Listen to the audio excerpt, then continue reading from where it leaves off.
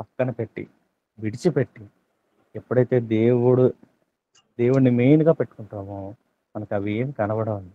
అవన్నీ తర్వాత ఫస్ట్ మన ప్రయారిటీ మన ప్రతి ఒక్క విషయంలో ఫస్ట్ దేవుడిని మనం పెట్టుకోగలిగితే, దేవుడు మనకి అన్ని కార్యాలు చేయడానికి సిద్ధంగా ఉన్నాడు. అన్నీ ఏం కష్టమైనా సరే, అది ఎంత శ్రమైనా సరే, ఎంత బాధైనా సరే, మనం ఎంతటి పరిస్థితి అయినా సరే, దేవుడిని ఆ శ్రమ ముందు పెట్టగలిగితే దేవుడు మన జీవితంలో అద్భుత కార్యాలు చేయడానికి సిద్ధంగా ఉన్నాడు. అందరూ కళ్ళు మూసుకోండి. కళ్ళు మూసుకొని కొద్దిసేపు దేవుడిని ఆరాధన చేసుకుందాం. Praise the Lord. హల్లెలూయా! హల్లెలూయా! హల్లెలూయా! ప్రభువా నీకు వందనాలు తండ్రి. ప్రభువా నీకు వందనాలు తండ్రి. ఎవరికి లేని గొప్ప భాగ్యం అందరికి దయచేసి నీకు వందనాలు తండ్రి. అయ్యా నాయనా, ఈ రాత్రి కాల సమయంలో నాయనా, ఇక్కడ ఉన్న ప్రతి ఒక్క బిడ్డని నన్ను దర్శించండి తండ్రి. దర్శించండి తండ్రి. మీరే మాట్లాడండి తండ్రి. మాట్లాడండి తండ్రి. ఎవ్వరు ఏ విధమైన కష్టంలో ఉన్నారు, ఎవరు ఏ విధమైన బాధలో ఉన్నారు, ఎవరు ఏ విధమైన శ్రమలో ఉన్నారో తండ్రి మీకు తెలుసు తండ్రి. ఒకసారి వారందరితో మీరే మాట్లాడండి తండ్రి. ఆ, ఎందుకు పనికిరాను నేను వాడిని తండ్రి నన్ను నేను నిలబెట్టుకున్నాను. అయ్యా ఈ సాక్షిగా వాడుకున్న విధానం బట్టి నీకు వందనాలు తండ్రి. అయ్యా ఆయన ఏ యోగ్యత లేదు తండ్రి, ఏ అర్హత లేదు తండ్రి. అయ్యా చిన్న పాత్రగా నన్ను వాడుకున్న విధానం బట్టి నీకు వందనాలు తండ్రి. అయ్యా అయ్యా, నీకు వందనాలు తండ్రి. అందరూ ప్రార్థన చేద్దాం అండి, ప్రార్థన చేద్దాం, అడుగుదాం ప్రభు. అయ్యా మీరు మాతో మాట్లాడండి తండ్రి. మీరు మాతో మాట్లాడండి తండ్రి.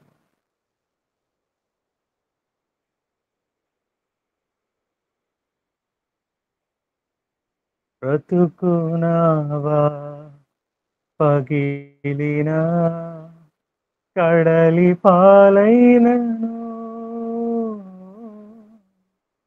అలలు ముంచి వేసిన ఆశలు అణగారిన బ్రతుకునావా పగిలినా కడలి పాలైనను అలలు ముంచి వేసిన ఆశలు అణగారిన నీ మాట చాలయ్యా, నీ చూపు చాలయ్యా, నీ తోడు చాలయ్యా, నీ నీడ చాలయ్యా. నీ మాట చాలయ్యా, చల్లని చూపు చాలయ్యా, నీ తోడు చాలయ్యా, నీ నీడ చాలయ్యా. నీ ఉంటే నాకు చాలు యేసయ్యా, నీ వెంటే నేను ఉంటానేసయ్యా. నీ ఉంటే నాకు చాలు యేసయ్యా, నీ వెంటే నేను ఉంటానేసయ్యా.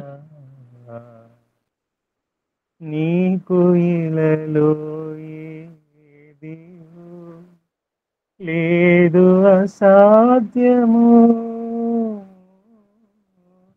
నీదు కృపలో మాకేదేవు కాదిల సమానము. నీకు ఇలలో ఏది లేదు అసాధ్యము,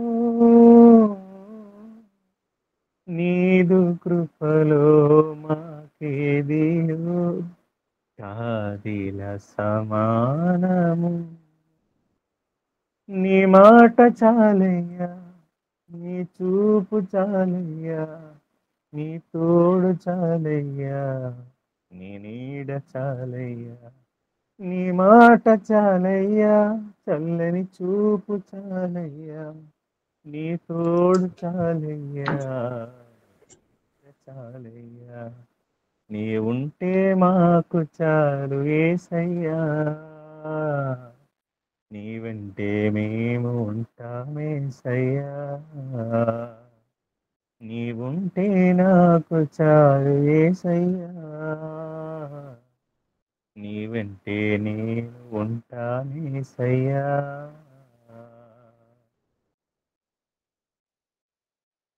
ఒకప్పుడు పగిలిన జీవితాన్ని, పగిలిన హృదయాన్ని దేవుడు తిరిగి మళ్ళీ అతికించి ఈరోజు మీ మధ్య నన్ను నిలబెట్టాడు.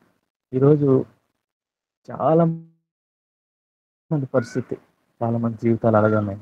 ఈరోజు దేవుడు నీతో మాట్లాడడానికి, నీతో సూటిగా చాటుగా మాట్లాడడానికి సిద్ధంగా ఉంది. ఎవరు అనాలోచితగా ఉండదండి. నీ దృష్టి ఎక్కడ పెట్టుకోండి, నీ దృష్టి దేవుని వైపు పెట్టండి. ఈరోజు నీతో దేవుడు సూటిగా మాట్లాడడానికి సిద్ధంగా ఉన్నాడు. ఆయన మాట్లాడేదే అయ్యా నీకు వందనాలు, అయ్యా నీకు వందనాలు, వందనాలు తండ్రి. నేను పరిశుద్ధుడా, పరిశుద్ధుడా నీకు వందనాలు తండ్రి. అయ్యా ఎందుకు పనికిరాను నాయన, నేను ఒక పాత్ర తీసుకొచ్చాను, నేను వాడుకున్న విధానం బట్టి కొందరు తండ్రి. ఇక్కడ ఉన్న ప్రతి ఒక్క బిడ్డను దర్శించండి తండ్రి. నేను అయ్యా నేను ఒక చిన్ని ఆరాధన చేసుకోవడానికి మాకు ఇచ్చిన కృపను బట్టి నీకు వందనాలు తండ్రి. అయ్యా మరి ఇప్పుడు నా సాక్షిని పంచుకుంటూ తండ్రి. నేను మీరే నా నోటికి బోరుగా ఉండి నేను మీరే మాట్లాడండి తండ్రి. అయ్యా నేను ఈ పాటి వాడిని తండ్రి, నేను ఎంతటి వాడిని తండ్రి. అయ్యా ఆయన ఏ యోగ్యత లేని వాడిని తండ్రి. ఆయన నేను మాట్లాడితే ఏ అద్భుతం జరుగుతుంది, నేను మాట్లాడితే ఏ కార్యం జరుగుతుంది. అయ్యా ఆయన నీ ముఖ కంటిలో నేను ఉంచుకొని తండ్రి. అయ్యా నీవే నాయన నా నోటికి బోరుగుండి మాట్లాడుతుంది. ఇక్కడున్న ప్రజాకని చెల్లిని, తమ్ముడిని, అన్నని అందరినీ దీవించి ఆశీర్వదించండి. వారి జీవితంలో ఎటువంటి శ్రమలు ఉన్నా, కష్టాలను, శోధనలోనైనా అయ్యా నిన్ను ముందు పెట్టుకుంటే తండ్రి ఏది మాకు ఆయన కనబడుతండి. అయ్యా నీకు అసాధ్యం అనేది ఏది లేదు తండ్రి. నీకే వందనాలు తండ్రి. అయ్యా మరి నేను కొద్దిసేపు నేను కొన్ని మాటలు నా ద్వారా నేను తెలియజేస్తాను. నీవే అద్భుత కార్యం జరిగించు. ఏసే పరిశుద్ధ నామములో ఈ చిన్న ఆరాధన నీ పాద సన్నిధికి చేరుకోమని వేడుకుంటున్నాం తండ్రి. ఆమేన్. ఆమేన్. మంచిది అమ్మ, అందరికీ నా మాట వినపడుతుందండి? Yes brother.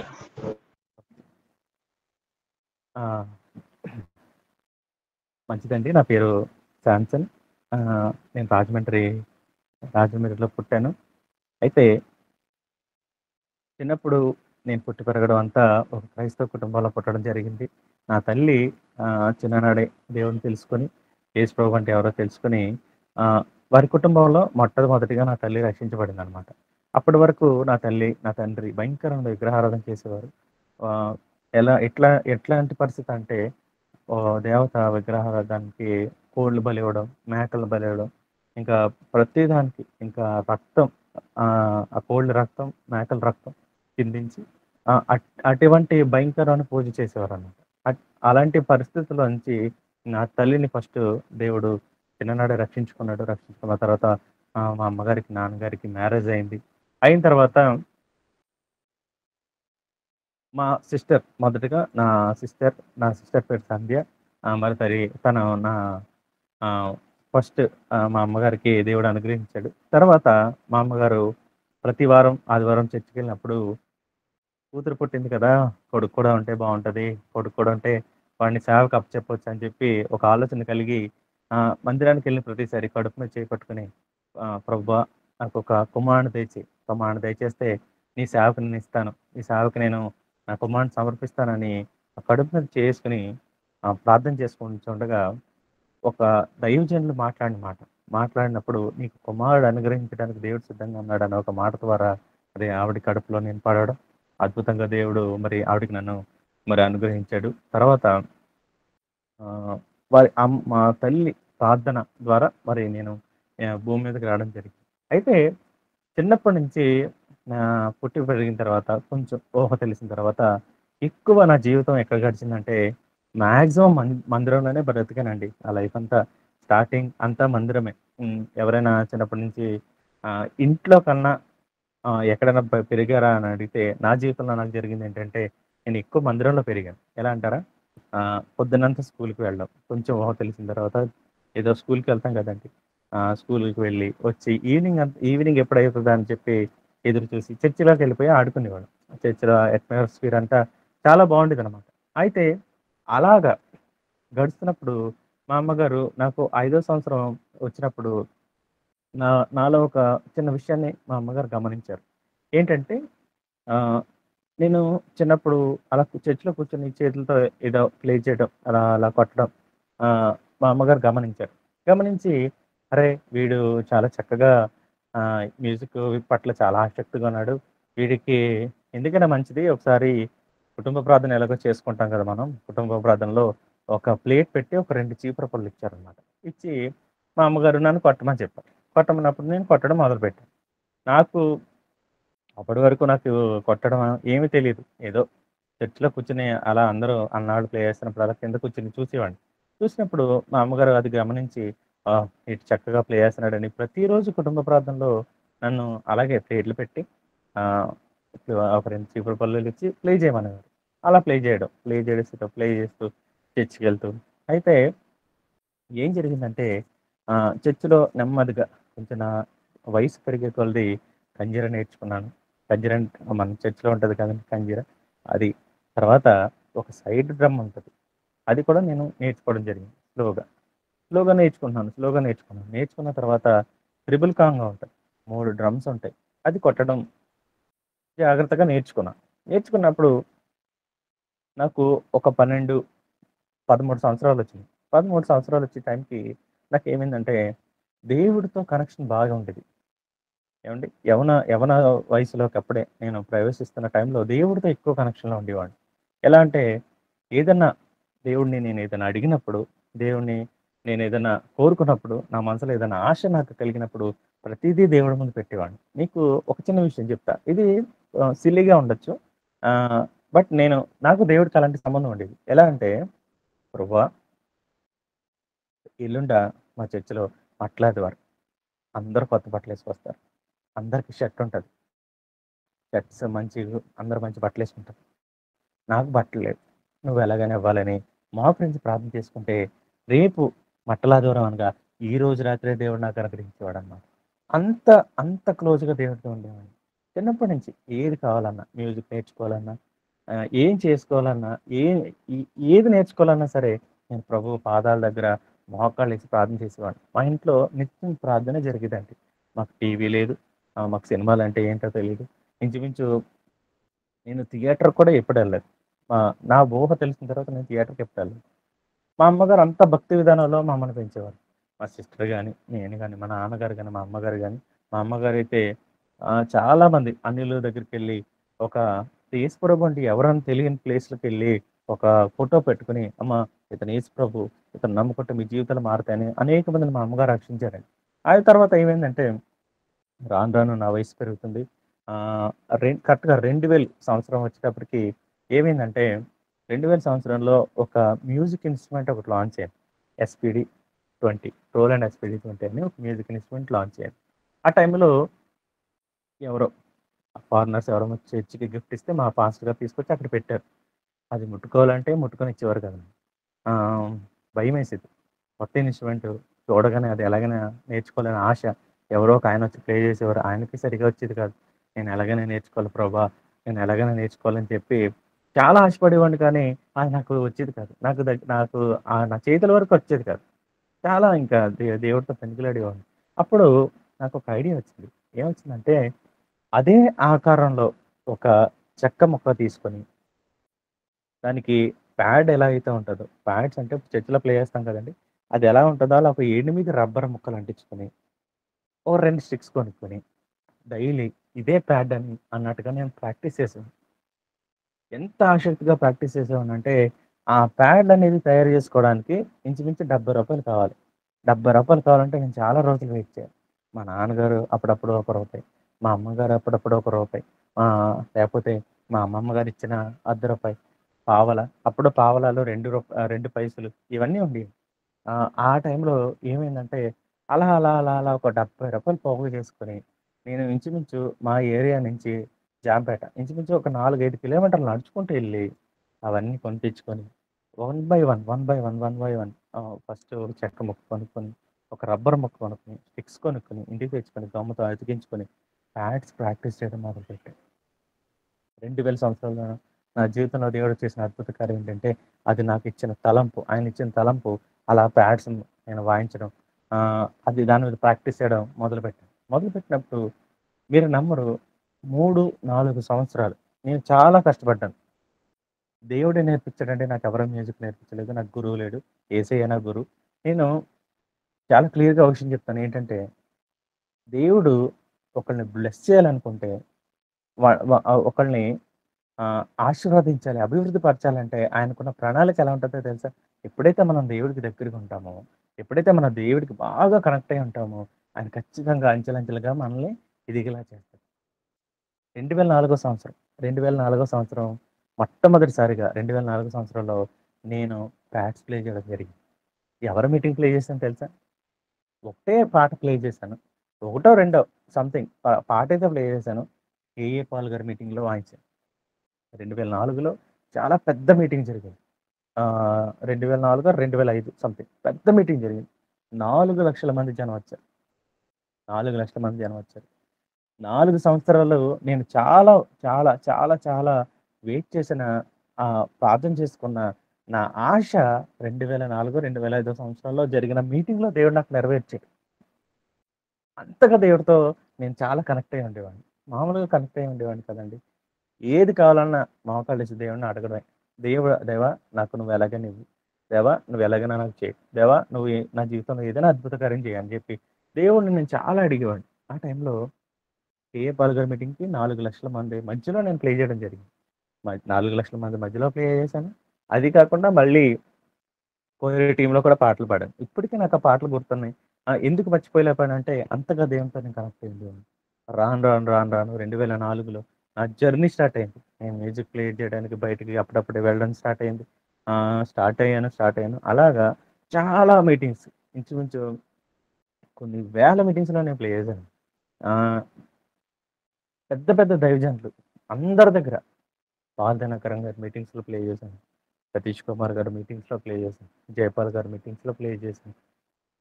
అనేక మంది పెద్ద పెద్ద దైవజనులు దగ్గర నేను ప్లే చేయడానికి దేవుడు నాకు అవకాశం దయచేసాడు. ఒక్క విషయం చెప్పమంటారా? ఏదో అప్పుడప్పుడే అక్కడికెళ్ళి, ఇలా ఎళ్లి, అలా ఎళ్లి ప్లే చేసి రావడం కాదండి. 13 రాష్ట్రాల్లో దేవుడు నన్ను వాడుకున్నాడు. 13 రాష్ట్రాలు తిరిగాను. 13 రాష్ట్రాల్లో దేవుడు నన్ను వాడుకున్నాడు.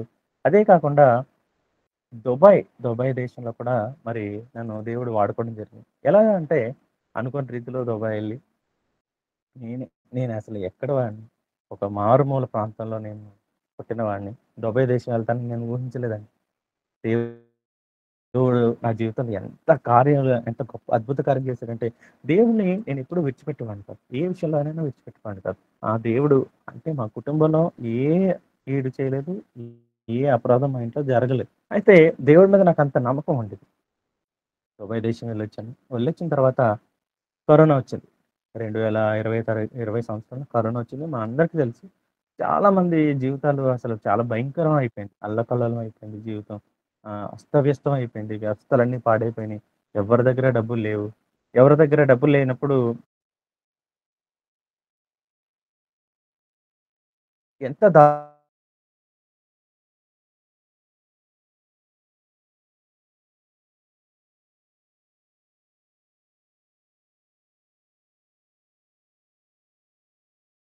పరిస్థితుల్లో ఉన్నాం. చాలా ఘోరంగా అయిపోయింది. ఆ టైంలో ఏమైందంటే, మా నాన్నగారికి కాలు యాక్సిడెంట్ అయింది. మా నాన్నగారికి అతి భయంకరంగా మోకాళ్ళు ఇలా 2 ముక్కల కింద అయిపోయిందండి. మోకాళ్ళ దగ్గర. 4 లిగమెంట్స్ తెగిపోయినాయి. అక్కడ ఒక బోన్ బ్రేక్ అయిపోయింది.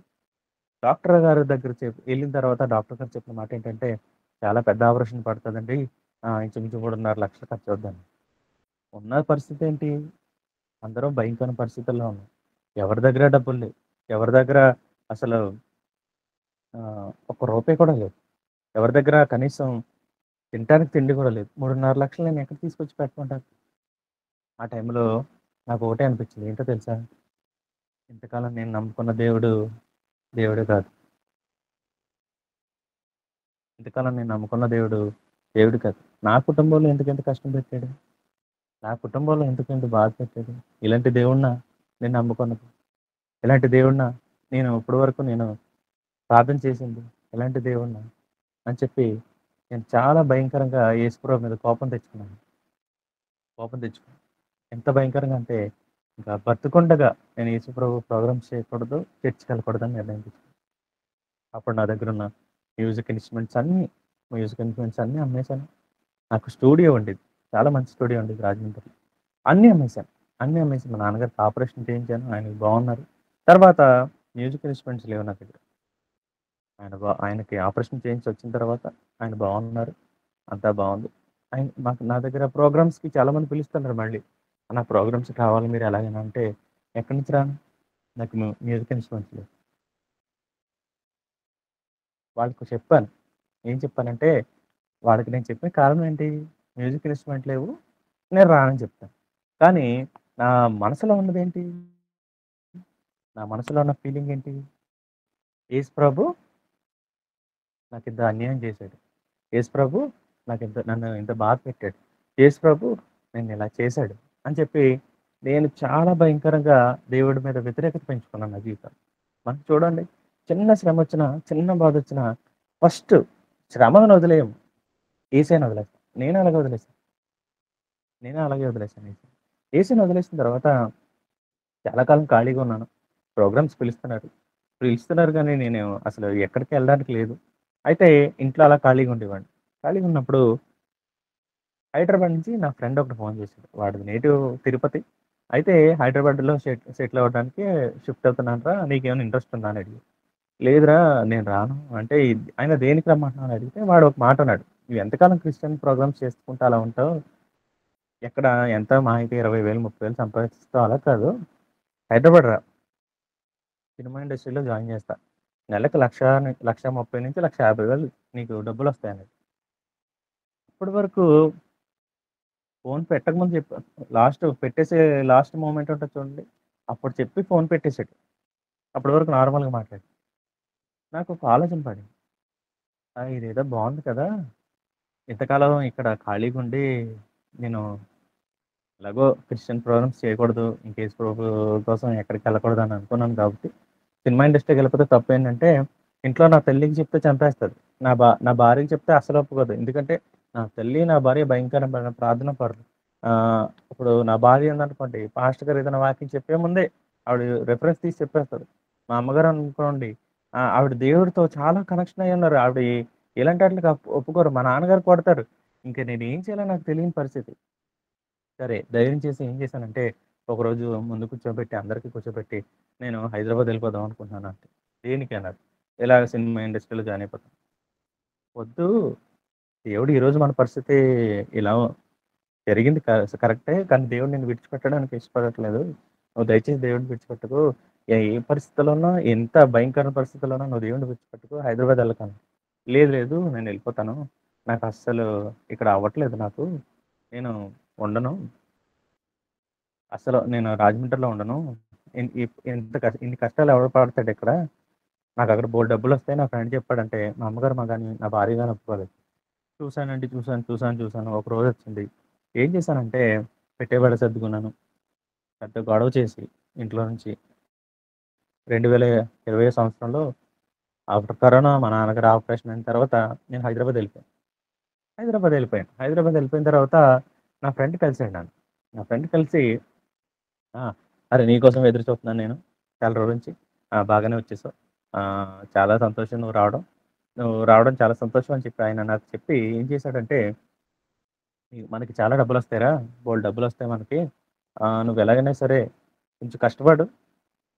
అందరం కష్టపడతాం. కష్టపడితే తర్వాత మనం సక్సెస్ అవుతాం అని చెప్పి ఫస్ట్ స్టార్టింగ్‌లో ఒక నెల, 2 నెలలు కొంచెం కష్టపడ్డామండి. ఎలా కష్టపడ్డామంటే చాలా కష్టపడ్డాం. కష్టపడిన తర్వాత ఏమైందంటే వాడు చెప్పినట్టే ఒక మ్యూజిక్ బ్యాండ్ స్టార్ట్ చేశాం. స్టార్ట్ చేసిన తర్వాత మొదటి నెల కొంచెం తక్కువొచ్చినాయి. 50,000 50,000 వస్తేనే నేను అబ్బో! చాలా డబ్బులొస్తున్నాయే ఇక్కడ. ఏంటనుకుంటున్నారు నా పని? పబ్బుల్లోకెళ్ళి తాగి తందనాలు ఆడేవాడి కోసం మ్యూజిక్ ప్లే చేయాలి. ఆ పనికి నన్ను పిలిచాడక్కడ. సినిమా ఇండస్ట్రీ అంటే ఏంటనుకున్నాను. ఇదా అని అక్కడికెళ్ళాక గాని నాకు అర్థం కాలేదు. వెళ్ళిన తర్వాత పబ్బుల్లోకెళ్ళిన తర్వాత 50,000 రావడం స్టార్ట్ అయింది. నెల దాటింది. రూ. 1,00,000 రావడం స్టార్ట్ అయింది. ఎంతండి? రూ. 1,00,000 రావడం స్టార్ట్ అయిన తర్వాత మూడో నెల వాడు చెప్పినట్టు 1,50,000 వచ్చినాయి నాకు. 1,50,000 వచ్చినాయి. అరేయ్! ఇదేదో బావుంది కదా! అబ్బా! చాలా హ్యాపీగా ఉంది. ఇన్ని డబ్బులొస్తున్నాయి నాకు. ఇన్ని డబ్బులొస్తున్నాయని తెలిస్తే ముందే నేను రాజమండ్రి విడిచిపెట్టి ఇక్కడికొచ్చేదును అని చెప్పి నాకు మనసులో ఆలోచనొచ్చింది. నాకు డబ్బులొచ్చినప్పుడు ఇంటికి పంపించాను. ఇంటికి పంపిస్తే ఇది ఏదో మ్యూజిక్ పని చేస్తాడు అని చెప్పి ఆళ్ళు అనుకున్నదండి. పబ్బుల్లో, క్లబ్బుల్లో వాయిస్తున్నాడని చెప్పి ఆళ్ళకి తెలీదండి. అయితే ఏమైందంటే చాలా కాలం ఇంచుమించు తక్కువ కాలంలోనే ఒక 2, 3, 4, 5 నెలల్లోనే మా బ్యాండ్ ఫేమస్ అయింది హైదరాబాద్. హైదరాబాద్ ప్రతి పబ్‌లోని పిలవడం మొదలెట్టారు. పబ్బుల్లోనే కాదు బయటకి కూడా వెళ్లి మేమందరి ఇంట్లోకి ఏదైనా మ్యూజిక్ బర్త్‌డే వచ్చినా, పెళ్ళొచ్చినా మమ్మల్ని పిలుచుకొని మా పెద్ద పెద్ద బ్యాండ్ మా పెద్దది అనమాట బ్యాండ్. మమ్మల్ని పిలుచుకొని సినిమా పాటలు అక్కడ వాళ్ళ ఇంట్లో ప్లే చేయించుకొని మాకు చాలా డబ్బులిచ్చేవారు. ఓ పబ్బులో వాయిస్తే 7,000, 8,000 ఇస్తారండి. అది ఇంటికెళ్ళి వాయిస్తే 20,000 ఇస్తారు. అలా నాకు నెలకి చాలా డబ్బులొచ్చాయి. ఎంత డబ్బులొచ్చాయంటే చాలా భయంకరంగా డబ్బులొచ్చాయి. ఇంకా కొంతకాలం ఒక 2, 3 నెలలు గడిచిన తర్వాత డబ్బులు ఇంటికి పంపించాను. కొంత పంపించిన తర్వాత ఓకే. బానే ఉంది ఈడి పరిస్థితి అనుకున్నారు.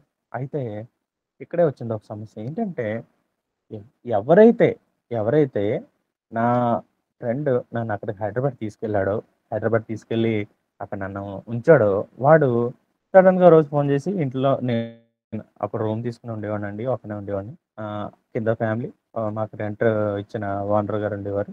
పైన నేను ఉండేవాడిని. అయితే వాడు ఫోన్ చేసి, "అరేయ్! ఏం చేస్తున్నావురా?" అని అడిగాడు. "ఏం చేస్తలేదురా కూర్చున్నాను ఖాళీయే కదా! మనకి ఈరోజు ప్రోగ్రామ్ లేదు కదా!" అని ఖాళీగా కూర్చున్నాను అని చెప్పా. అయితే సరే ఎక్కడికెళ్ళకుండు మనం నీకోటి తీసుకొస్తాను అని చెప్పి వచ్చేటప్పుడు ఓ 2 బీర్ బాటిల్ తీసుకొచ్చి నా దగ్గర పెట్టాడు. ఏంట్రా ఇది అని. "అరేయ్! ఇది బీర్‌రా చాలా బావుంటది. తాగు. తాగితే బుగ్గలొస్తాయి. నువ్వు చాలా అందంగా అవుతావు" అన్నాడు. వద్దురా బాబు నాకు చిన్నప్పటి నుంచి ఎలాంటి అలవాట్లు లేవు. ఇప్పుడు అసలు లేదు మనకి ఇలాంటివి అసలు లేవు. వద్దు నాకు భయం. నేను యేసుప్రభు ఊరుకోరా ఇంకెక్కడ యేసుప్రభు. నువ్వు చక్కగా నీ లైఫ్ కొత్తగా లీడ్ చేస్తున్నావు నువ్వు. అయన్నీ పెట్టుకోకు. యేసుప్రభు ఇయన్నీ పెట్టుకోకు ఇంకా. ఆయనేం రాడు. నువ్వేం చేసినా రాడు. అంటే సర్లే వాడు చెప్పాడని నీకో నీకోసం నువ్వు తాగుతావా? లేకపోతే నీతో ఫ్రెండ్‌షిప్ మానేయమంటావా అని అడిగాడు. సరే నీకోసం అని చెప్పి కొంచెం స్టార్ట్ చేశానండి. స్టార్ట్ చేసిన తర్వాత నాకు నాకు ఇక్కడ మీకో విషయం చెప్తా. నేను చాలా చాలా సార్లు అంటే చాలా చోట్లకి మెసేజ్ చెప్పడానికి గాని, సాక్ష్యం చెప్పినప్పుడు ఈ మాట ఖచ్చితంగా చెప్తాను. ఏంటో తెలుసా? మనం కష్టాల్లో ఉన్నప్పుడు గాని, మన ఇంట్లో ప్రాబ్లమ్ ఉన్నప్పుడు గాని, ఇంట్లో ఎవరికైనా అనారోగ్యం ఉన్నప్పుడు కానీ, లేపోతే ఇంట్లో ఏదైనా మనకు చాలా భయంకరమైన పరిస్థితి ఉన్నప్పుడు గాని, మీ ఫ్రెండ్‌ని 10,000 అడగండి. ఎవడివ్వడు. ఎవ్వడివ్వడు. నేను ఛాలెంజ్ చేశాను. ఎవడివ్వడు. సాయంత్రం మందు కొడదాం రా అని చెప్పండి. 10,000 అప్పు చేసి తీసుకొస్తాడు నీకోసం. 10,000 అప్పు చేసి తీసుకొస్తాడు ఫ్రెండ్. నిజంగా చెప్తున్నాను. నా జీవితంలో నాకు చాలా మంది ఫ్రెండ్స్ అలాంటి వాళ్ళే. ఈ విషయం నేను ఎందుకు చెప్తున్నానంటే, నేను పాడైపోవడానికి స్టార్ట్ చేసిన ముందే నా ఫ్రెండే 2 బీర్లతో తీసుకొచ్చాడు. 2 బీర్లు తీసుకొచ్చి తాగమని చెప్పాడు. తాగడం మొదలుపెట్టాను. ఒకటో రోజు బానే ఉంది. ఇద్దరికి 2 తెచ్చాడు. రెండో రోజు 4 తెచ్చాడు. మూడో రోజు 6 తెచ్చాడు. నాలుగో రోజు 8 తెచ్చాడు. అలా ఎంటర్ అయింది నా జీవితంలోనికి పాపం. నా స్నేహితుడు ద్వారా. నా స్నేహితుడి ద్వారా అలా ఎంటర్ అయిందండి నా జీవితంలోకి పాపం. ఎంత భయంకరమైన పరిస్థితుల్లోకెళ్ళిపోయానో తెలుసా? నాకు నెలకి ఎంత వస్తదని చెప్పాను? 1,50,000 1,50,000 వస్తదని మీకు చెప్పాను. అవునండి. చెప్పానా? 1,50,000 వచ్చే నాకు నెలాఖరికొచ్చేటప్పటికి తినటానికి కూడా రూపాయి ఉండేది కాదు. 1,50,000 నాకొచ్చాయి అక్షరాల. 1,50,000 వచ్చిన నాకు తినడానికి రూపాయి కూడా ఉండేది కాదు నాకు. ఎందుకంటారా? వచ్చిన ప్రతి రూపాయి తాగేసేవాడిని. ఎక్కడ మొదలైంది నాది? ఒక్క ఒక్క పాయింట్ ద్వారా. ఒక్క పాయింట్ దగ్గర. ఒక్క చిన్న నీ నా ఫ్రెండ్ మాట ఇని ఒక్కదాని మీద స్టార్ట్ అయింది నేను 1,50,000 తాగేవాడిని నెలకి. మీరు నమ్మరు ఎవరైనా ఒక చిన్న బీర్ బాటిల్ కొనుక్కోవాలంటే, బయట కొనుక్కోవాలంటే రూ. 100 ఎంతో ఉంటది. అదే మనం పబ్బుల్లో కొనుక్కోవాలంటే రూ. 1000 ఉంటుంది. 750, రూ. 1000 ఉంటుంది. అలాంటి పరిస్థితుల్లో నేను ఉండేవాడిని. అంత భయంకరమైన పరిస్థితుల్లో తాగేవాడిని. ఎలా తాగేవాడినో తెలుసా?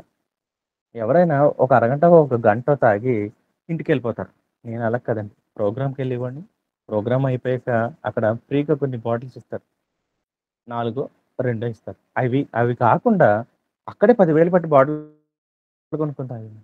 అక్కడే 10,000 బాటిల్ కొనుక్కునేవాడిని. అది బయట కొంటే రూ. 1000 అదే పబ్‌లో కొంటే 10,000 అలా తాగేవాడిని. తీసుకొని తాగేవాడిని. అదయిపోయిన తర్వాత ఇంటికెళ్ళిపోయాను. ఇంటికెళ్ళిపోయిన తర్వాత రూమ్‌కెళ్ళిన తర్వాత ఇంకో కొత్త బట్టలు తెచ్చుకునేవాడిని. అది సరిపోయేది కాదు. తెల్లవార్లు తాగుతూనే ఉండేవాడిని. ఈరోజు నైట్ 12 గంటలు మొదలుపెడితే ఉదయం, ఉదయం ఎన్ని గంటల వరకు అంటే 6 గంటల వరకు తాగాను.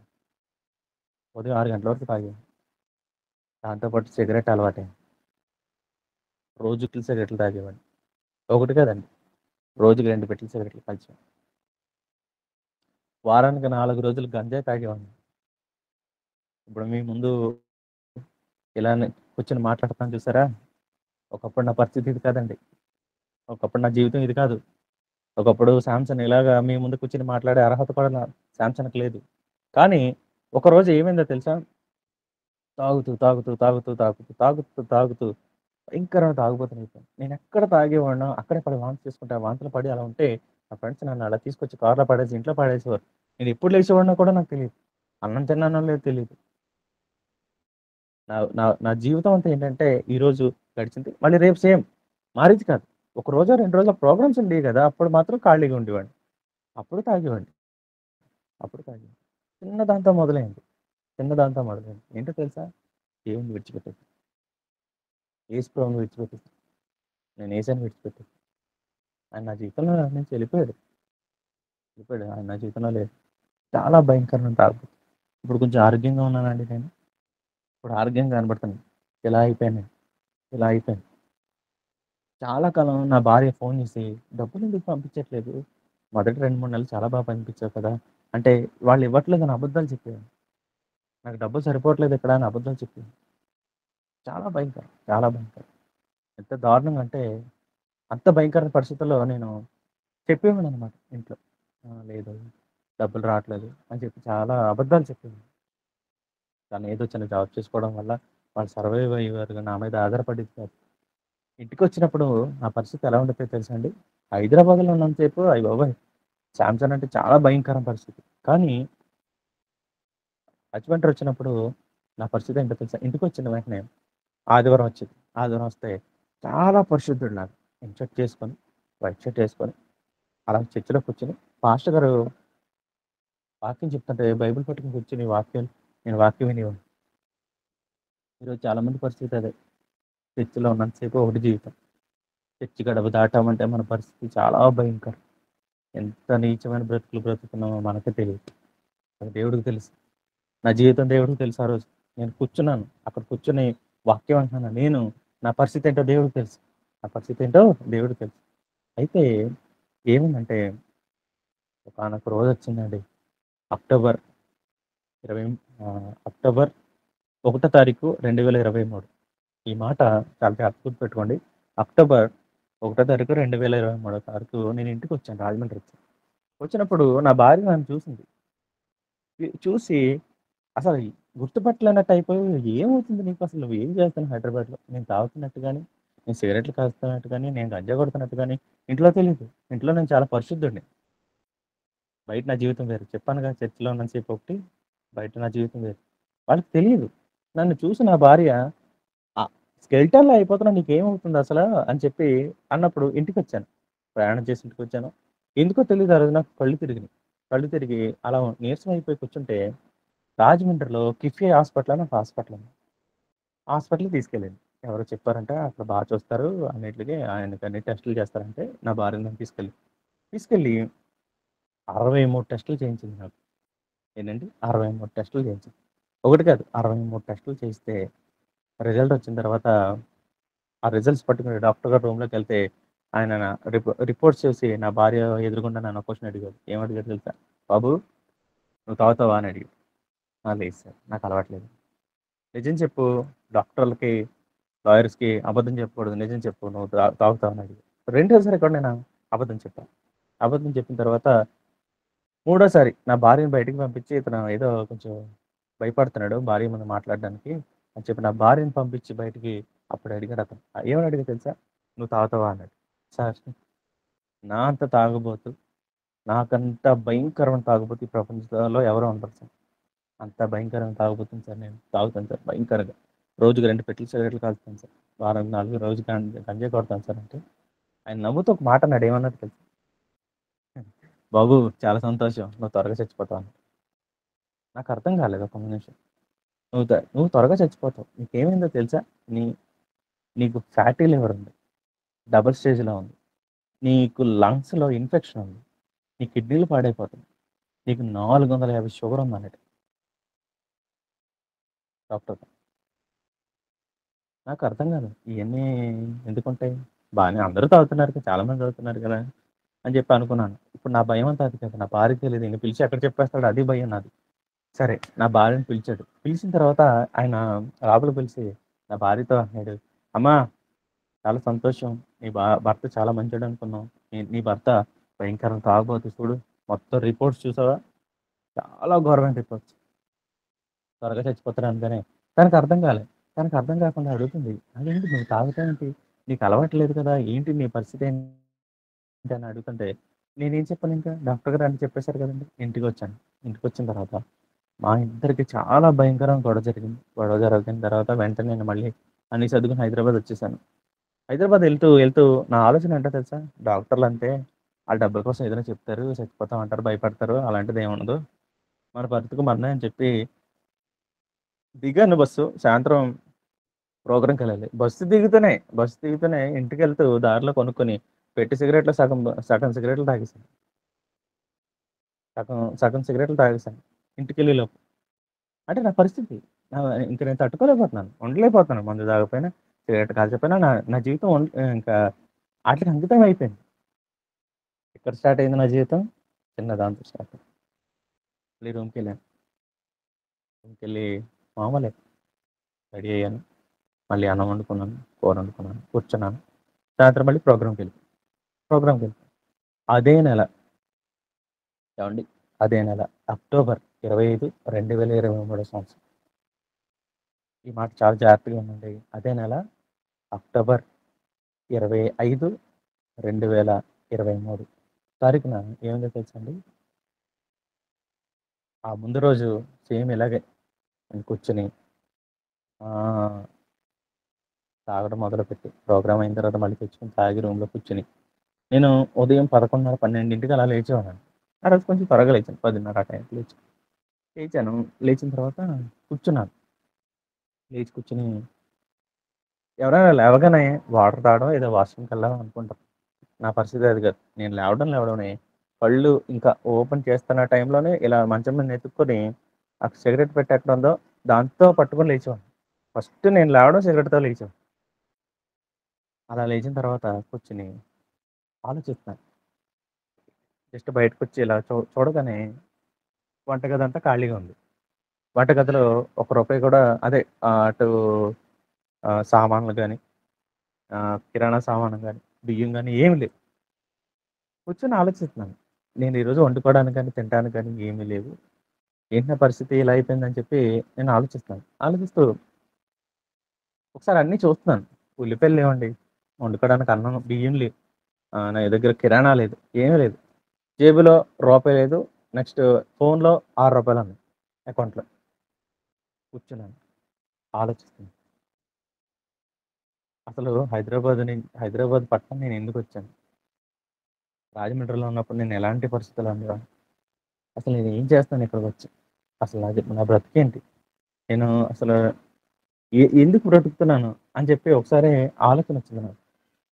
ఆలోచనొచ్చి ఎందుకో నాకు తెలియకుండానే నాకు నా నా జీవితం నాకు అర్థమైపోతుంది. ఎందుకు నా తల్లి, నా నా నా భార్య, నా ఇంట్లో పరిస్థితులంతా, నా ఫ్రెండ్స్ వీళ్ళందరూ అసహించుకుంటున్నారు. పైకేదో తాగి గొప్పగా నేను ఫ్రెండ్స్ ముందు గాని, ఇంట్లో గాని ఉన్నాననుకుంటున్నాను గానీ, నాలాంటోడు బ్రతకడం అనవసరం. ఈరోజు నాలాంటోడు బ్రతకడం అనవసరం. అందరికి వ్యతిరేకంగా ఉన్నాను. దేవుడికి వ్యతిరేకంగా ఉన్నాను. నాలాంటోళ్ళు బ్రతకడం అనవసరం అని చెప్పి, నేను డబ్బులు లేవండి నా దగ్గర. నా దగ్గర రూపాయి, రూపాయి కూడా లేదు. అయితే నేనేదైనా ఊరెళ్ళొచ్చినప్పుడు కొంత చిల్లర ఉంటది కదా! జేబులో చిల్లర మిగులుతది కదా మనకి. ఆ చిల్లర ఒక డబ్బాలో ఏయడం నాకు అలవాటు. అలా ఏసిన డబ్బాలో రూ. 273 ఉన్నాయి. రూ. 273 ఉన్నాయి.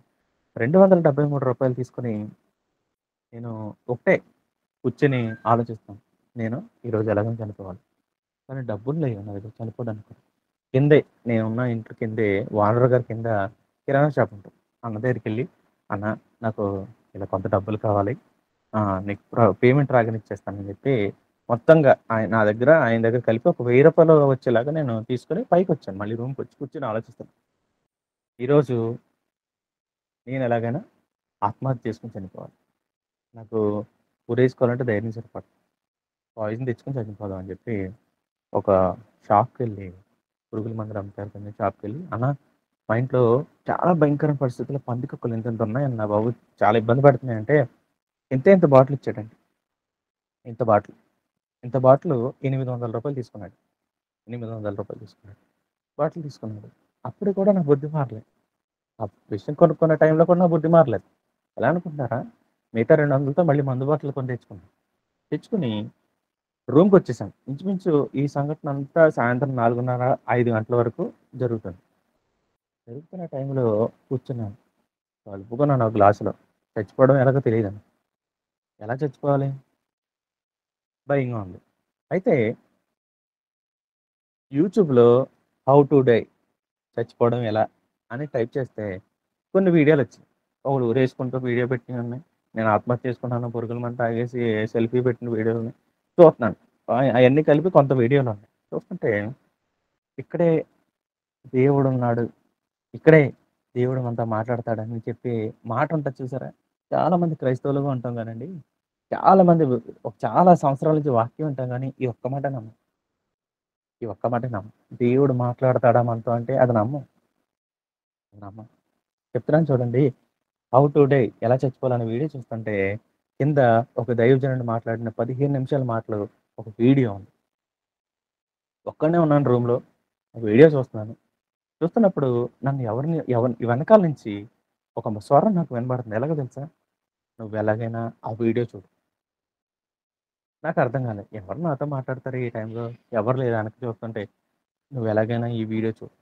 నువ్వు ఎలాగైనా వీడియో చూడు. చూడని చాలా భయంకరమైన పరిస్థితుల్లో నాకు ఆ స్వరం వినబడుతుంటే, నాకు అర్థం కావట్లేదు. నన్నెవరో బాగా ఫోర్స్ చేస్తున్నారు. "నువ్వు ఎలాగైనా వీడియో చూడు, చూడు" అని చెప్పి అన్నప్పుడు, సరే ఎలాగో చచ్చిపోతున్నాం కదా! చూస్తే ఏముందని చెప్పి, ఆ కింద 15 నిమిషాలు దైవజనులు మాట్లాడిన మాట ఓపెన్ చేసి స్టార్ట్ చేశానండి. స్టార్ట్ చేసిన తర్వాత దైవజనుడు చెప్పిన మొట్టమొదటి మాట ఏంటో తెలుసా? బైబిల్ గ్రంథం నుంచి మత్తయి సువార్త 6:26. మత్తయి సువార్త 6:26. ఆకాశ పక్షులను చూడి అవి విత్తవు, కోయవు, కొట్లలో కూర్చుకోవు. నీ పరలోకపు తండ్రి వాటిని పోషిస్తున్నాడు. నీవు వాటికంటే బహుశ్రేష్ఠుడు కాదా అని చెప్పి దేవుడు నాతో చాలా క్లియర్‌గా, ఎందుకంటే ఆ రోజు నాకు తినడానికి తిండి లేదు. ఇంట్లో బియ్యం లేదు. కిరాణా లేదు. డైరెక్ట్‌గా సూటిగా నాతో మాట్లాడుతున్న మాట ఏంటో తెలుసా? ఆకాశ పక్షుల్ని పోషిస్తున్నాను. నువ్వు వాటికంటే శ్రేష్ఠుడు కదా అని మాట్లాడుతున్నాను. వెంటనే దైవజనుడు పలికిన మాట ఏంటో తెలుసా అండి? వెంటనే దైవజనుడు పలికిన మాట ఏంటో తెలుసా? ఈరోజు నువ్వు ఎక్కడో చనిపోవడానికి నిర్ణయం తీసుకున్నావేమో. ఈరోజు నువ్వు ఈ పరిస్థితి బాలేదని నువ్వు ఆత్మహత్య చేసుకోవడానికి రెడీగా ఉన్నావేమో. నువ్వు ఎక్కడుంటే అక్కడ మోకాళ్ళేసి నీ పాపాలను ఒప్పుకుంటే యేసు ప్రభువు నిన్ను క్షమించడానికి, నిన్ను రక్షించడానికి సిద్ధంగా ఉన్నాడు అని చెప్పిన ఒకే ఒక్క మాట ఈరోజు నన్ను మీ మధ్యలో సజీవుడిగా, సాక్షిగా నిలబెట్టి మీ మధ్యలో నన్ను ఉంచిందండి. ఏవండీ? దేవుడు నాతో మాట్లాడాడా లేదా? దేవుడు నాతో మాట్లాడాడా లేదా? 5, 10 నిమిషాల్లో చనిపోవాల్సిన నేను. 5, 10 నిమిషాలు, 5 నిమిషాల గ్యాప్‌లో చనిపోవాల్సిన నేను. 5 నిమిషాల్లో చనిపోవాల్సిన నేను ఏవండీ? మీ మధ్యన ఇలా సాక్షిగా ఉన్నానంటే, దేవుడు సూటిగా, తేటగా నాతో మాట్లాడాడు. నాతో మాట్లాడాడు. ఈరోజు మీ మధ్యన సజీవుడిగా ఉన్నాను నేను. సజీవుడిగా ఉన్నాను. మొదటి నుంచి మీకు వాక్యం చెప్తా వచ్చాను. దేవుడిని విడిచిపెట్టాను. దేవుడిని విడిచిపెట్టాను. దేవుడిని విడిచిపెట్టాను. దేవుడు నన్ను విడిచిపెట్టలేదు. దేవుడు నన్ను విడిచిపెట్టలేదు. దేవుడు నన్ను అసలు విడిచిపెట్టలేదు. వెళ్ళిపోదాం అనుకున్న టైంలో దేవుడు నన్ను ఈరోజు మీ మధ్యన సాక్షిగా ఉంచాడు. నా దేవుడికి అసాధ్యమైనది ఏం లేదు. ఆ దేవునికి అసాధ్యమైనది ఏం లేదు. అసాధ్యమైనది లేదు. ఇక్కడ పరిస్థితులే. నేను ఒక 5,00,000, 4,00,000 అప్పు చేసి మీకు ఇస్తాను. ఒక తాగుబోతుని మీరు మార్చండి. నేను ఛాలెంజ్ చేసి చెప్తున్నాను. ఒక్క తాగుబోతుని మీరు మార్చండి. యేసయ్యకి తప్ప ఎవ్వరికీ సాధ్యం కాదు. నాలాంటి ఘోర పాపిని మార్చడం అనేది మామూలు విషయం కాదండి. మామూలు విషయం కాదు. అలా నేను బయటకొచ్చాను. చిటికలో అన్నీ విడిచిపెట్టొచ్చాను. ఆ రోజు నుంచి ఈ రోజు వరకు మళ్ళీ దాని వాసన గాని మీరు నమ్మరు. నాకెవరన్నా పక్కన సిగరెట్ కాలుస్తుంటే నాకు వాసనకి కళ్ళు తిరుగుతాయి. అంతటి అంటే దాన్ని ఏమంటారు? అంత భయంకరమైన పరిస్థితులు అంటే వాటి మీద అసహ్యం దేవుడు కల్పించాడు నాకు. దేవుడు కల్పించాడు. దీనంతటికి కారణం నా తల్లి ప్రార్థన, నా భార్య ప్రార్థన. ఏవండీ? నా తల్లి ప్రార్థన, నా భార్య ప్రార్థన నన్ను ఈరోజు మీ మధ్యన సజీవుడిగా ఉంచిందండి. ఇంకా మన ఇంట్లో చాలా మంది పరిస్థితి అలాగే ఉండొచ్చు. అమ్మ, చెల్లెలు మీ అందరికి ఒక విషయం చెప్పనా? మీరందరూ ప్రార్థన చేస్తే ఇంకా నీ భర్త మారలేదనుకుంటున్నారా? మారుస్తాడు. ఇంకా నీ అన్నయ్య మారలేదనుకుంటున్నారా? మారుతాడు. ఇంకా నీ తండ్రి మారలేదనుకుంటున్నారా? మారుతాడు. దానికి మీరేం చేయాలో తెలుసా? ప్రార్థన చేయాలి. ఖచ్చితంగా ప్రార్థన చేయాలి. మనం ఏదో అనుకుంటామండి. ప్రార్థన వల్ల జరుగుతాయా అంటే, నా తల్లి, నా భార్య విడిచిపెట్టకుండా ప్రార్థన చేశారు. విడిచిపెట్టకుండా ప్రార్థన చేశారు. చూడండి ఒకసారి మార్క్స్ సువార్త 1:35 చదువుతారా ఎవరైనా? మార్క్స్ సువార్త 1:35 చదువుతారా? లేకపోతే నేనే చదువుతారా?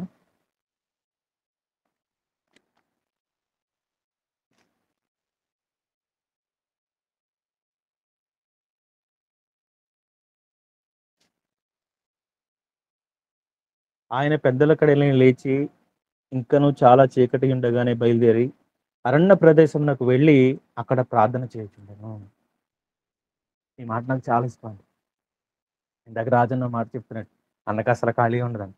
నిజంగా చెప్తాను నమ్మరు. 1 వీక్ నుంచి రోజుకి 2 గంటలే పడుకున్నానండి. రోజుకి 2 గంటలే పడుకున్నాను.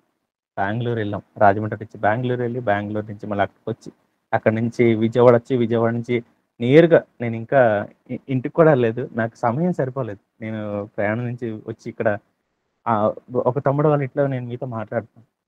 దేవుడు ఎంత అద్భుతకరుడంటే, పెందల కడనే లేచి, ఇంకా నువ్వు చాలా చీకటి ఉండగానే అరణ్య ప్రదేశానికి వెళ్ళి ఆయన ప్రార్థన చేస్తున్నాడంట. నా తల్లి, నా భార్య తెల్లవారుజామున లేచి ప్రార్థన చేసేవారు నా కోసం. ఈరోజు మీలో ఎంతమంది ప్రార్థన చేయగలుగుతున్నారు? అమ్మ, ఒకసారి ఆలోచించండి. దేవుడు మనకిచ్చిన చిన్న జీవితంలో ఒక్క పావుగంట, 20 నిమిషాలు లేచి మనం ప్రార్థన చేయాలి. నేనైతే సొల్లు కార్చుకొని పడుకునేవాడినండి. భయంకరంగా పడుకునేవాడిని. నా జీవితం అసలు బాగుండేది కాదు. ఇప్పుడు ఏ టైం అయినా సరే, ఆ టైంకి మెలుకువొచ్చేస్తుంది. దేవునికి స్తోత్రం. ప్రార్థన చేసుకోకపోతే ఉండలేకపోతాను. ఇదివరకు తాగకపోతే ఉండలేకపోయేవాడిని. ఇదివరకు సిగరెట్ కాల్చకపోతే ఉండలేకపోయేవాడిని. ప్రార్థన చేసుకోకపోయినా దేవుడు వాక్యం చదవకపోయినా ఉండలేకపోతాను. నిజం చెప్తున్నానండి. దేవుడు అద్భుతాలు చేయడానికి సిద్ధంగా ఉన్నాడు. మనం ఏంటంటే, మనం మొదటి నుంచి చేసే పనేంటంటే నమ్మం, నమ్మం. ఈరోజు నేను వీధిలో నిలబడి సువార్త చేస్తాను. ప్లకార్డ్స్ పట్టుకొని చాలా చోట్ల ప్రయాణం చేసి నిలబడతాను. ఎందుకు? ఎందుకు నిలబడతాను? దేవుడు నాకు ఆ భారం పెట్టాడు. నేను పొందుకున్న ఈ రక్షణానందం అనేక మందికి పంచాలి. మనలో చాలా మంది రక్షించబడి ఉంటారు. మనలో చాలా మంది చాలా కాలం క్రితమే బాప్తిసం తీసుకొని ఉంటాం. ఎంతమంది ఒక్క ఆత్మనైనా సరే చర్చికి నడిపించగలిగామండి? మీకులా మాకు సేవ చేయడానికి ఎక్కడ టైం ఉంటది? మాకు ఉద్యోగాల్లో సరిపోద్ది. మాకు అక్కడ పనుల్లోనే సరిపోద్ది. నా స్నేహితులు కాలేజీకెళ్ళి చదువుకోవడానికి సరిపోద్ది. స్కూల్‌లో సరిపోద్ది అనుకుంటున్నారా? చిన్న సీక్రెట్ చెప్తా. నీ ఫ్రెండ్స్ గాని, నీ బంధువులు గాని, నీ స్నేహితులు గాని, నీ రక్త సంబంధులు ఈళ్ళందరూ ఎప్పుడు మారతారో తెలుసా? యేసయ్యని ఎప్పుడు తెలుసుకుంటారో తెలుసా? నువ్వు యేసు ప్రభువుని కలిగి ఉన్నావని వాళ్ళకి తెలిసినప్పుడే. నువ్వు యేసు ప్రభువుని కలిగి ఉన్నావని వాళ్ళు గుర్తించాలి.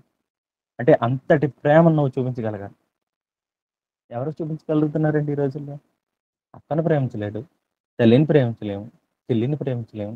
భార్య భర్తను ప్రేమించలేదు. తల్లి కొడుకుని ప్రేమించలేదు. నిన్ను చూసి బయటోడు ఎలా మారుతాడు? నిన్ను చూసి యేసు ప్రభువుని ఎలా తెలుసుకుంటాడు? దేవుని ప్రేమ నిన్ను చూసి ఎలా తెలుసుకుంటాడు? ఆలోచించారా ఎప్పుడైనా? క్రైస్తవులను చూసి అన్యులు ఎందుకు మారరో తెలుసా? అన్యులు ఎందుకు మారరో తెలుసా? చర్చిలో ఉన్నంత సేపు ఒక జీవితం. నేను చెప్పానుగా నా జీవితం. చర్చి బయట ఒక జీవితం. చర్చిలో ఉన్నప్పుడు చాలా భయంకరం నాకన్నా పరిశుద్ధుడు ఉండడు అన్నంత భక్తిలో నేనుంటాను. బయటికెళ్ళిన తర్వాత నాకంత భయంకరమైన వ్యక్తి ఇంక ఉండడని చెప్పి వాళ్ళకి చాలా క్లియర్‌గా అర్థమవుతుంది. అరే! ఒక క్రైస్తవుడు అయ్యుండి నువ్వే ఇంత దరిద్రంగా ఉంటే మేము యేసుప్రభు దగ్గరికొచ్చి ఏం నేర్చుకుంటాంరా అని అడిగిన సందర్భాలు చాలా మందున్నాయి తెలుసా నాలో. ఆ జీవితం. నిన్ను చూసి ఒక అన్యుడు ఏం నేర్చుకుంటున్నాడు? నువ్వు క్రీస్తుని కలిగి ఉన్నావా? ప్రేమించగలుగుతున్నావా? ఎవరైనా ప్రేమించగలుగుతాను. మనకి దేవుడిచ్చిన ఆజ్ఞల్లో మొట్టమొదటి ఆజ్ఞ ఏంటో తెలుసా? అందరికీ తెలిసిన విషయం. ఏంటండి? నిన్ను వలే నీ పొరుగు వారిని ప్రేమించు. ఎవరు ప్రేమిస్తున్నారు? ఎవరు ప్రేమిస్తున్నారు? దేవుడికి నీ ఆస్తి వద్దు. దేవుడికి నీ అంతస్తు వద్దు. దేవుడికి నీ ఐశ్వర్యం వద్దు. నీ పలుకుబడి పరపతి ఎవరికి అవసరం లేదు దేవుడికి. నువ్వు చేయాల్సిన ఒకే ఒక్క పని ఏంటో తెలుసా? ప్రేమించగలగాలి. ప్రేమించడం అంటే ఈ గ్రీటింగ్ కార్డ్స్ పెట్టుకుని తిరుగుతారు చూడండి అమ్మా బ్రదర్స్, తమ్ముళ్ళు, అది కాదండి నేను చెప్పే ప్రేమ. అది కాదు. నేనేం చెప్తున్నానంటే, నిన్ను ఎవరైనా చెప్తున్నాను చూడండి, నిన్ను ఎవరైనా తిడితే, నిన్ను ఎవరైనా తిట్టి నిన్ను దూషించి నలుగురిలో అవమానపరుస్తారు చూడండి, వాళ్ళ దగ్గరికి వెళ్ళి ఏం చేయాలో తెలుసా? అన్న, రెండు చేతులు పట్టుకొని అన్న, అన్న క్షమించన్నా, అన్న ఈ రోజు నుంచి నీ మీద నాకు కోపం లేదన్నా, క్షమించన్నా అన్న అని అనగలుగుతున్నావు నువ్వు? అంతటి ప్రేమ నీలో ఉందా? నేను ఈ జూమ్ మీటింగ్ అయిపోయిన తర్వాత ఫోన్స్ అందరు కట్టేసిన తర్వాత అలా కట్ చేసి ఎవరి పనులు వాళ్ళు బిజీ అయిపోతారు. నేను ఏం చెప్పాను కూడా ఎవరికి చాలా మంది గుర్తుండదు. అది ఎవడైనా తిట్టండి చూడు, ఎవడైనా మనం తిట్టాడు ఒక 4 సంవత్సరాల క్రితం, చక్కగా గుర్తుపెట్టుకుంటాం. అయ్యి బాబోయ్, క్షమించమండి. వాడు మన పక్క నుంచి నడుచుకుని వెళ్ళినా వాడిని మనం క్షమించలేం. అంత భయంకరమైన పరిస్థితిలో ఉంది. నిన్ను చూసి బయటోడు ఎలా మారుతాడు? నిన్ను చూసి అన్యుడు ఎలా రక్షించబడతాడు? ఇప్పుడు నన్ను ఆలోచించారా? ఈ ప్రవర్తన జాగ్రత్తగా చూసుకోండి. కలిసిపోకూడదు, మిక్స్ అయిపోకూడదు. నేను చాలా ప్రోగ్రామ్స్కి వెళ్తాను. మేబీ నాకు అన్న రాజన్న ఒక 10 నిమిషాలు టైం ఉంటుంది కదా? చెప్పండి అన్న, చెప్పండి అన్న. Right, okay, thank you. అయితే చాలా ప్రోగ్రామ్స్కి నేను వెళ్తాను. అంటే నేను బయట వాళ్ళ కోసం మాట్లాడలే, క్రిస్టియన్స్ కోసం మాట్లాడతాను. అమ్మ 10-15 నిమిషాల్లో నా మాటలు ముగించేస్తాను. కొంచెం సమయాన్ని ఇవ్వండి, థ్యాంక్ యూ. అయితే చాలా ప్రోగ్రామ్స్కి వెళ్తాం కదా, ప్రోగ్రామ్స్కి వెళ్ళినప్పుడు మాకు అనుభవాలు, చాలా అనుభవాలు ఎదురవుతాయి. ఒకసారి ప్రోగ్రామ్కి వెళ్ళినప్పుడు పాస్టర్ గారు వచ్చారండి, పెళ్లి చేశారు. 12:30 మ్యాక్సిమం 1 గంటకి పెళ్ళి అయిపోయింది. అయిపోయిన తర్వాత చర్చిలో యవనస్తుడు ఒక అబ్బాయి మా దగ్గరికి వచ్చి ఏం చెప్పాడు తెలుసా? అన్నా తీసేయండి, ఇంకా చాలు, ఎవరి పాటలు ఆపేయండి, మేము సినిమా పాటలు పెట్టుకుని డ్యాన్స్లు వేయాలన్నాడు. ఎవరు? చర్చిలో యవనస్తుడు. చర్చిలో యవనస్తుడండి. నువ్వు సినిమా పాటలు నీ సినిమా పాటలు డ్యాన్స్లు వేసుకోవడానికి దేవుడి పాటలు ఆపేయమన్నాడు. నువ్వు కట్టేసి వెళ్ళిపోన్నాడు. నమ్మరు, తీయించేశారు నాతో. ఇది నేటి క్రైస్తవ్యం. ఇది నేటి క్రైస్తవుల్లో ఉన్న భయంకర పరిస్థితి. నీ ఆచారాలు, నీ సాంప్రదాయాలు మార్చకపోతే దేవుడు మన జీవితాలు ఎలా అద్భుతాలు చేస్తాడండి. ప్రార్థనే చెయ్యం, ఇవన్నీ ఎలా చేస్తామంటారా? నేను నేర్చుకున్నాను. శ్రమల్లో నుంచి దేవుడు నాకు నేర్పించాడు. భయంకర పరిస్థితుల్లో నుంచి దేవుడు నాకు నేర్పించడం అనుభవాలు ఇవన్నీ. ఎప్పుడు ఉంటాం ఇష్టంగా? పెళ్ళంటే పెళ్లిలో నీకు కావాల్సిన సినిమా పాటలు. ఎంత దారుణం అండి, ఎంత దారుణం క్రైస్తవులు. నిన్ను చూసి అన్యుడు ఎలా మారుతాడు? క్రీస్తు ప్రేమ నీలో ఎక్కడ ఉంది? ఇంకా మన శాస్త్రులు పరిశీలన దగ్గర ఆగిపోయాం. వాళ్ళకి వాక్యం తెలియదా అంటే వాక్యం తెలుసు, యేసుప్రభు ఎవరో తెలియదా అంటే తెలుసు, కానీ వాళ్ళు ఏం చేశారు? నమ్మలేదు. ఆదివారం చర్చిలో పాట ఇవ్వకపోతే చర్చి మానేస్తాం, ప్రార్థన ఇవ్వకపోతే చర్చి మానేస్తాం. ఏమండి, ఎంత దారుణం, ఎంత భయంకరమైన పరిస్థితి అండి. మనం చర్చిలో పాట ఇవ్వకపోతే చర్చి మానేస్తాం. మనం ఎక్కడ ఉంది క్రైస్తవం ఈరోజు? నేను చూస్తున్న పరిస్థితులు అండి ఇవన్నీ. నేను చూస్తున్న పరిస్థితి 40-50 ఏళ్ళ నుంచి చర్చకు వస్తూ కుటుంబాలుగా చర్చకు వస్తూ అభివృద్ధి పొందుతాం, కానీ నీ పక్కన అభివృద్ధి పొందాలని నీకు ఇష్టం లేదా? ఈనాడైనా ప్రార్థన చేశారా? ఏమండి, ఈనాడైనా నీ శత్రువు కోసం ప్రార్థన చేశారా? ఒకడు నలిగిపోతుంటే, ఒకడు దిగిపోతుంటే, ఒకడు తగ్గిపోతుంటే ఆడి కోసం సంతోషపడకూడదండి, ప్రార్థన చేయాలి. అదే క్రీస్తు ప్రేమ. అదే క్రీస్తు ప్రేమ. మోకాళ్ళసిన వాడి గురించి ప్రార్థన చేయి, దేవుడు నిన్ను అభివృద్ధి చేయడం స్టార్ట్ చేస్తాడు. నేను చూసాను ఆ అభివృద్ధి. నా జీవితంలో నేను చూసాను. నేను చాలా సంతోషంగా ఉన్నానండి ఈరోజు. నాకన్నా సంతోషంగా ఉన్నాడు ప్రపంచంలో ఎవడు ఉండడు. నేను హ్యాపీగా ఈరోజు దేవుని కోసం చనిపోవడానికి సిద్ధంగా ఉన్నాను. నేను అంత సంతోషంగా ఉన్నాను. మనం చాలా చక్కగా చర్చిలో కూర్చుని అంటే సదుపాయాలతో మనం చాలా చక్కగా దేవుణ్ణి మనం ఆరాధన చేసుకోగలుగుతున్నాం అంటే ఈరోజు దేవుని కృప. కానీ మనం దేవుని నమ్మం. ఒకే ఒక్క చిన్న మాట చెప్పి నా మాట ముగిస్తానండి. మహారాష్ట్ర మహారాష్ట్రలో చాలా భయంకరమైన పరిస్థితులు ఉంటాయి. ఏంటంటే యేసు ప్రభు అనే మాట వచ్చినా చంపేస్తారు. యేసు ప్రభు అని మాట వచ్చినా చంపేస్తారు. అక్కడ వాళ్ళ ఊరు గ్రామస్తులు అందరూ ఒక దేవతని కొలుస్తారు. అయితే అక్కడ ఒక చెల్లి ఎవరో ఒక దైవజనుడు అలా వెళ్ళి ఒక చిన్న పాంప్లెట్ ఇవ్వడం ద్వారా దేవుడి కోసం తెలుసుకొని 17 సంవత్సరాలండి. 17 సంవత్సరాలు. ఆ 17 సంవత్సరాల అమ్మాయి ఏం చేసిందో తెలుసా? 17 మంది కుటుంబాలు రక్షించింది. ఆమేన్. 17 సంవత్సరాల అమ్మాయి 17 కుటుంబాలు రక్షించింది. మీరు నమ్మరు.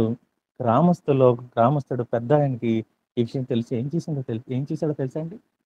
పొలంలో పనిచేసుకున్న ఆ అమ్మాయిని వెనకాల నుంచి వచ్చి గొడ్డలతో నరికితే తల 2 ముక్కలైపోయింది. వాళ్ళు కదా వాళ్ళు కదా క్రీస్తు ప్రేమ పంచేది. క్రీస్తు కోసం హతసాక్షులు అయిపోతుంది. మనకి సర్వ సదుపాయాలు, ఏసీలు, పైన ఫ్యాన్లు అన్నీ పెట్టి 40 సంవత్సరాలు, 50 సంవత్సరాలు, 30 15 సంవత్సరాలు ఎంత బోధించినా దేవుని నమ్మం. చిన్న కరపత్రిక ద్వారా యేసు ప్రభుని తెలిసి 17 కుటుంబాలు రక్షించిందండి. 17 కుటుంబాలకు బాప్తిసం ఇప్పించింది. అమ్మాయిని ముక్కలుగా నరికేశారు. తల భాగాన్ని నరికేశారు. ఎంతమందికి ఉంది ఆ బాధ్యత? ఎప్పుడు అవుతాం మనం నిజమైన క్రీస్తు బిడ్డలుగా ఎప్పుడు అవుతాం? నిజమైన క్రైస్తవులుగా ఎప్పుడు అవుతాం? నేను చెప్పమంటారా? ప్రార్థన ప్రార్థన పరిస్థితులను మారుస్తుంది. ఖచ్చితంగా మారుస్తుంది. ప్రార్థన అంటే మీరు మోకాళ్ళు వేసి నాకు బిల్డింగ్ ప్రభా, నాకు కార్లు ఇవి చేయకండి అమ్మా. అవి మీరు ప్రార్థన చేయకపోయినా దేవుడిస్తాడు. అది కాదు కావాల్సింది. నీ యొక్క శత్రువు కోసం నువ్వు ప్రార్థన చేయి. నీ యొక్క బాధలు ఎవడన్నాడో వాడి కోసం నువ్వు ప్రార్థన చేయి మోకాళ్ళేసి. నువ్వు బాధ్యత తీసుకో. నువ్వు యేసు ప్రభు బాధ్యత తీసుకో. 1% అయినా యేసు ప్రభువులో బ్రతకడానికి ట్రై చేయి ఈ రోజు నుంచి. నన్ను మార్చుకున్న దేవుడు, నా జీవితాన్ని మార్చుకున్న దేవుడు, భయంకరమైన తాగుబోతున్న నా జీవితాన్ని మార్చుకున్న దేవుడు నీ జీవితాలను మార్చడానికి సిద్ధంగా ఉన్నాడు తెలుసా? ఈరోజు సినిమాలకి, షికార్లకి చాలా మంది ఖర్చు అవుతుందండి. మధ్యాహ్నం అందరూ కూర్చుని సినిమాలు చూస్తారు, భోంచేస్తారు. ఎంత దారుణమైన పరిస్థితి తెలుసా? సినిమా యాక్టర్ కోసం ఒకటి చెప్తాను. ఇక్కడ ఎవరైనా సినిమా యాక్టర్ అభిమానులు అంటే నన్ను క్షమించండి. నేను ఆల్మోస్ట్ అన్ని టీవీ ఛానల్లో వాయించానండి. జెమినీ టీవీ, ఈటీవీ, ఎన్టీవీ, మా టీవీ అన్నింటిలో ప్లే చేశాను. మా అసోసియేషన్ యానివర్సరీస్ జరుగుతాయి. కొన్ని యానివర్సరీలకి నేను ప్లే చేసినప్పుడు 400 మంది సినిమా యాక్టర్లు అక్కడ ఉంటే మేము పైన కూర్చొని వాయించేవాళ్ళం. కింద చిరంజీవి గారు ఉంటారు, పవన్ కళ్యాణ్ గారు ఉంటారు, అల్లు అర్జున్ గారు ఉంటారు, మహేష్ బాబు గారు ఉంటారు, అందరూ ఉంటారు. మీరు నమ్మరు, మేము అప్పటి వరకు స్టేజ్ మీద వాయిస్తాం కదా, వాళ్ళ దగ్గరికి వెళ్ళి కలవడానికి మేము ఇలా దగ్గరికి వెళ్తుంటే బౌన్సర్లు మమ్మల్ని ఎలా లాగుతారో తెలుసా? ఒక్కొక్కని ఇలా లాగి బయటికి ఇసిరేస్తారు చూడండి. అలా ఇసిరేసేవారు మమ్మల్ని. ఏ అప్పటి వరకు స్టేజ్ మీద వాయించేవాళ్ళు మీద ఈరోజు బట్టలు చెప్పుకుంటున్నారు ఏమన్నా సినిమా యాక్టర్ల కోసం. ఈరోజు రాజకీయ నాయకుల కోసం బట్టలు లేవు, మామూలుగా చింపుకోవట్లేదు తెలుసా అండి? ఎందుకంత భయంకరమైన పరిస్థితుల్లో ఉందో తెలుసా? ఒక్క కన్నా హీనంగా చూస్తారు మనల్ని, పట్టించుకోరు. యేసు ప్రభు తప్ప నేను ప్రేమించేవాడు ఎవ్వడూ లేడండి. యేసు ప్రభు ఒక్కడే నేను ప్రేమించేవాడు. యేసు ప్రభు ఒక్కడే నీ హీరో. నా హీరో, మనందరి హీరో యేసు ప్రభే. నా హీరో యేసు ప్రభు. నేను ధైర్యంగా చెప్పగలను. నీ హీరో ఇంకా ఎవడైనా ఉన్నాడా? నిన్ను కుక్క కన్నా హీనంగా చూస్తారు. ఆడి కాలి గోటు దగ్గర కూడా నిన్ను రానివ్వరు. నేను ఛాలెంజ్ చేసి చెప్తున్నాను. స్టేజ్ మీద వాయించేవాడిని. నేను సాక్షిని, ప్రూఫ్. నేనే నీకు రుజువు చెప్తున్నాను. లాస్ట్‌గా ఒక మాట నేను చెప్పి నా మాటలు ముగిస్తాను. యోహాను సువార్త 13:35 ఎవరైనా చదివి వినిపిస్తారండి? లేకపోతే నేనే చదువుతానండి. యోహాను సువార్త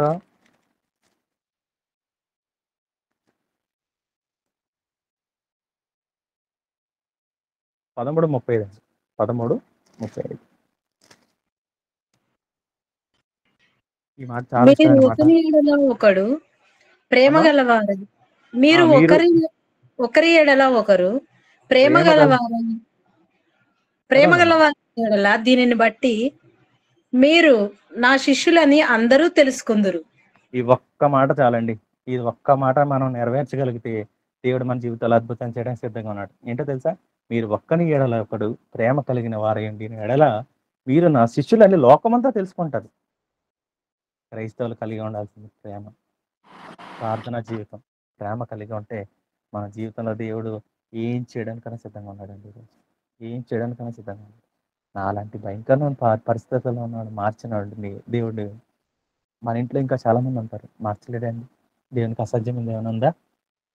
ఏమండి ఏమైనా అసాధ్యమైంది ఉందా దేవునికి? నేను చాలా మీ అందరికీ చేతులు ఎత్తి జోడించి చెప్తున్నానమ్మా. శత్రువులు ఎవరైనా సరే నాశనం కోరుకోకండి. ఆ, కీర్తన గ్రంథంలో ఒక మాట ఉంటుంది, గుర్తులేదు. మన శత్రువుల కోసం శపించిన ఎవరి కోసం శపిస్తే ఆ శాపం మన మీదకి వస్తుంది అన్నమాట. క్లియర్గా దేవుడు రాస్తాడు. ఎవ్వరి కోసం శపించొద్దు, అందరినీ ప్రేమించండి, ముఖ్యంగా నీ శత్రువుల కోసం ప్రార్థన చేయండి. దేవుడు మన దగ్గర నుంచి కోరుకుంటుంది అదొకటే, క్రీస్తు ప్రేమను పంచగలిగితే. చాలా మందికి ప్రయాసపడుతున్నారు, కష్టపడుతున్నారు, అది చేయాలి ఇది చేయాలి మనం ఏదో చేయాలనుకుంటున్నాం కాదు. క్రీస్తు ప్రేమను పంచగలిగితే నీ చుట్టుపక్కల, నీ ఇంటి దగ్గర ఉన్న చుట్టుపక్కల అందరూ నీతో పాటు చర్చకు రావడానికి సిద్ధంగా ఉన్నారు. ఈరోజు దేవుడు నీకు పరిస్థితి కల్పించడానికి సిద్ధంగా ఉన్నాడు. నా జీవితాన్ని మార్చిన దేవుడు నీ జీవితాన్ని మార్చడానికి సిద్ధంగా ఉన్నాడు. దేవుడు ఈ చిన్ని సాక్ష్యాన్ని కొన్ని మాటలు దీవించను గాక. అన్న మరొకసారి రాజన్నకి, అలాగే ఆకాబి లవణ్ గాస్పల్ టీం అందరికీ కూడా నా ప్రత్యేకమైన వందనాలు తెలియజేస్తున్నాను. మీ అందరికీ వందనాలండి. దేవుడు అందరిని దీవించిన గాక. అవును.